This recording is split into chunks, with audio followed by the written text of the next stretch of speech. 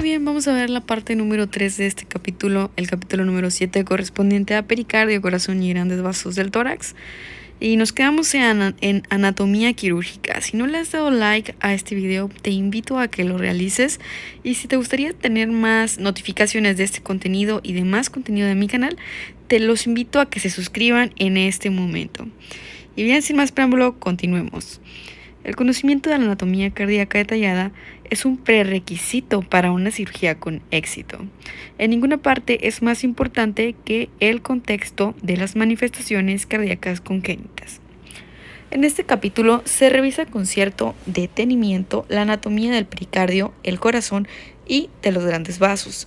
Los avances de la instrumentación quirúrgica, de las técnicas y de la medicación han facilitado el desarrollo de intervenciones quirúrgicas cardíacas para la reparación de defectos cardíacos congénitos, la corrección de la insuficiencia vascular cardíaca, la sustitución de las válvulas cardíacas enfermas, implantación de dispositivos electrónicos para la regulación de la actividad de marcapasos y la sustitución del propio corazón. El lector que busque aspectos particulares de las intervenciones quirúrgicas relativas a la corrección de las malformaciones congénitas o de otros procesos patológicos deberá consultar textos especializados que traten en profundidad la cirugía torácica o cardíaca. Sí, por supuesto, este libro nada más es de anatomía.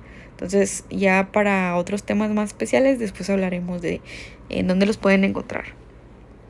Pericardio. Relaciones topográficas. El saco pericárdico y el corazón, que está situado en su interior, residen en el mediastino, una región que se encuentra entre los sacos pleurales. Está limitado por delante por el esternón y por detrás por las vértebras torácicas. El mediastino se divide arbitrariamente en las porciones superior e inferior por medio de un plano transversal que pasa a través del ángulo esternar de Lewis y por el disco intervertebral T4. El mediastino inferior se divide además en las secciones anterior, media y posterior. El mediastino medio está definido por el pericardio y su contenido, el corazón y la raíz de los 8 grandes vasos, que son la aorta, el tronco pulmonar, las venas cavas superior e inferior y las 4 venas pulmonares. Delante del pericardio están las estructuras del mediastino anterior, que incluyen las 4 primeras esternebras, la parte inferior del timo y tejidos conectivos. Detrás del pericardio está el contenido principal del mediastino posterior, que es la aorta, el esófago, el sistema ácigos y la 5ª a 8ª vértebras torácicas. Por encima está el mediastino superior y por debajo el diafragma, que constituye el límite inferior del mediastino medio. Saco pericárdico. El saco pericárdico o pericardio parietal está formado por 2 capas, una capa fibrosa externa y una capa serosa interna, responsable de la secreción de la película líquida del interior del saco pericárdico. El epitelio escamoso simple, mesotelio, que forma la capa serosa de la cavidad pericárdica, es una porción del celoma embrionario primitivo, por lo tanto es similar al recubrimiento de las cavidades pleural y peritoneal. En los puntos de salida de los vasos desde el saco pericárdico, la capa fibrosa continúa con la adventicia de los vasos y la fascia pretraqueal. En estos puntos de recubrimiento seroso también se refleja sobre la superficie del corazón y constituye el pericardio visceral o epicardio. Profunda en relación a esta capa hay una lámina de grosor variable de tejido conectivo que se puede considerar representa la capa fibrosa del saco pericárdico. Cavidad pericárdica. Las capas parietal y visceral del pericardio forman un saco cerrado, la cavidad pericárdica. 2 zonas topográficas del interior del saco tienen una importancia especial.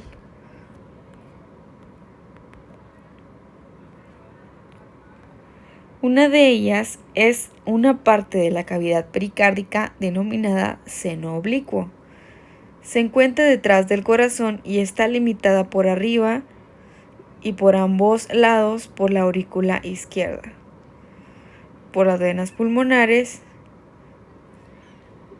y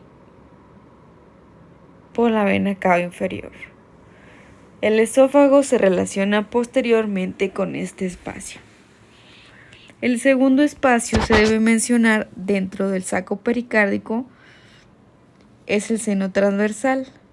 Es un espacio virtual que está detrás de la arteria pulmonar y de la aorta ascendente. Está limitado por detrás por la parte delantera de las aurículas y de la vena cava superior. El cirujano debe colocar 1 o 2 dedos o una ligadura en este espacio sin disección y puede pinzar rápidamente las grandes arterias. El seno transversal está separado del seno oblicuo por la reflexión mesocárdica venosa. La reflexión mesocárdica venosa se dirige desde el seno pericárdico hasta el dorso de la aurícula izquierda, entre las venas pulmonares superiores derecha e izquierda. Desde el punto de vista clínico se debe considerar que el pericardio es una entidad única, un saco fibroseroso cerrado, como se ve en la figura 7.3, donde se ven las capas de la cavidad del pericardio y el corazón. En cadáver, la cavidad pericárdica contiene entre 40 mililitros y 60 mililitros de líquido y puede adaptarse a una cantidad mucho mayor si el aumento de la cantidad es gradual. Relaciones del pericardio parietal. El saco pericárdico tiene una forma aproximadamente cónica. Está fusionado en su base con el diafragma y en su punta con la adventicia de los grandes vasos y de la fascia pretraqueal. Otros 2 puntos de fijación menos importantes son los ligamentos esternopericárdicos superior e inferior. Las relaciones del pericardio son las siguientes. Anterior. El pericardio fibroso se relaciona con el esternón y con los cartílagos costales, aunque está separado de ellos en su mayor parte por las reflexiones mediales anteriores de las pleuras izquierda y derecha. Las reflexiones costomediastínicas. De esta manera, el pericardio está cubierto por las pleuras excepto en una pequeña zona desnuda a la izquierda y a nivel del cuarto a sexto cartílagos. Esta zona se conoce como zona desnuda de Edwards o espacio mate cardíaco. Este último término se puede atribuir a la ausencia de resonancia a la percusión en este punto. Posterior. Los bronquios derecho e izquierdo, los ganglios linfáticos, el esófago y su plexo nervioso, la aorta torácica descendente y la reflexión vertebral de la pleura se relacionan por la porción posterior del pericardio. Lateral. Pleuras mediastínicas, nervios frénicos y vasos pericárdicofrénicos. En la figura 7.4 se muestra una representación esquemática de las relaciones superiores y posteriores del pericardio, que son las que ya mencionamos previamente. Ahí les dejo la imagen. No les mostré estas otras imágenes. En la imagen 7.1 es una representación esquemática del tórax que indica las divisiones del mediastino, como ya habíamos mencionado. Hay una línea arbitraria que forma el límite inferior del mediastino y con el superior, y que también señala la división entre la aorta ascendente y el callado aórtico por delante, y la división entre callado aórtico y descendente por detrás. Por su parte, en la figura 7.2 está una representación esquemática del pericardio y su relación con el corazón.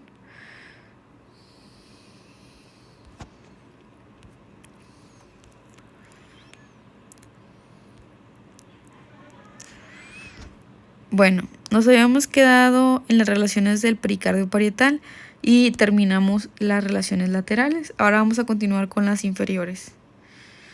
La inferior va a ser con el diafragma, el peritoneo y la vena cava inferior. Las superiores van a ser la raíz de los grandes vasos, la vena brachiocefálica izquierda, el nervio laríngeo recurrente izquierdo y la vena intercostal superior izquierda. William Osler visualizó una zona abdominal en la que la cabeza del páncreas está plegada en los brazos del duodeno. Nos gusta pensar que en el interior de la cavidad torácica también los pulmones abrazan el saco pericárdico y el corazón. Ahora la vascularización. Arterias. Aproximadamente el 80% de sangre que llega al pericardio procede de las arterias torácicas internas derecha e izquierda, por medio de sus ramas pericardiofrénicas, como se muestra en la figura 7.6 que está aquí al lado derecho. Además, la parte inferior del pericardio está vascularizada por ramas de las arterias frénicas superiores. La porción posterior recibe ramas de las arterias bronquiales y esofágicas y ramas mediastínicas de la aorta ascendente torácica. Todos estos vasos se anastomosan libremente. Ok, recapitulando este pequeño pedacito, 80% de la sangre llega por ramas de las arterias torácicas internas llamadas ramas pericardicofrénicas. Además de eso, está generalmente irrigado por ramas de las arterias frénicas superiores, ramas de las arterias bronquiales y esofágicas y ramas mediastínicas de la aorta descendente torácica, ¿sí? Ramas bronquiales, ramas esofágicas, ramas de la arteria descendente torácica y por supuesto de las principales, las ramas de la arteria torácica interna, que son las arterias pericardicofrénicas, que son las principales. Ahora las venas. Las venas siguen el trayecto de las arterias y drenan las venas ácigos y la hemiácigos, las venas torácicas internas y las venas frénicas superiores. Ok, de nuevo siguen el trayecto de las arterias y drenan la vena ácigos y hemiácigos y las venas torácicas internas y las venas frénicas superiores. Los linfáticos. El pericardio drena su linfa a través de 3 grupos de ganglios linfáticos: los ganglios mediastínicos anteriores, los diafragmáticos y los traqueobronquiales inferiores. Mediastínicos anteriores, ganglios diafragmáticos y ganglios traqueobronquiales inferiores. 3 grupos. Mediastínicos anteriores, diafragmáticos y traqueobronquiales inferiores. Warren describió las neoplasias malignas pericárdicas como las neoplasias malignas raras veces se originan en el pericardio. El mesotelioma es la más frecuente. Es habitualmente irresecable y casi siempre incurable. Las neoplasias malignas pueden afectar de manera secundaria al pericardio mediante extensión directa. Con más frecuencia, las neoplasias malignas pueden afectar el pericardio debido a un proceso de diseminación linfagítica retrógrada o de diseminación hematógena. Esos pacientes tienen un derrame pericárdico sintomático y de manera ocasional taponamiento cardíaco. La pericardiotomía succifoidea con drenado es una intervención segura que proporciona un alivio sintomático y eficaz y duradero en pacientes que tienen una enfermedad terminal. Entonces, el más frecuente hablando de pericardio, neoplasia maligna, va a ser mesotelioma. Y con eso nos quedamos. Aquí tenemos una figurita que es la 7.5. Describe la anatomía del lecho cardíaco posterior del pericardio. Los senos pericárdicos principales se muestran en su interior, el receso superior, seno transverso, que es un intervalo palpable entre las grandes arterias, aorta pulmonar y las aurículas, a través de la cual se puede pinzar de manera electiva las arterias. Vamos a seguir ahora con la inervación. Fibras nerviosas procedentes de los nervios vagos, de los nervios frénicos y de las ramas cardíacas de los nervios laringeos recurrentes inervan el pericardio parietal. Las fibras simpáticas se originan en las partes cervical y torácica superior de las cadenas simpáticas y en los ganglios estrellados. Estas fibras llegan al pericardio a través de los plexos aórtico y cardíaco. De nuevo, la inervación del pericardio se da principalmente por los nervios vagos, nervios frénicos y ramas cardíacas de los nervios laringeos recurrentes. Bueno, sigamos.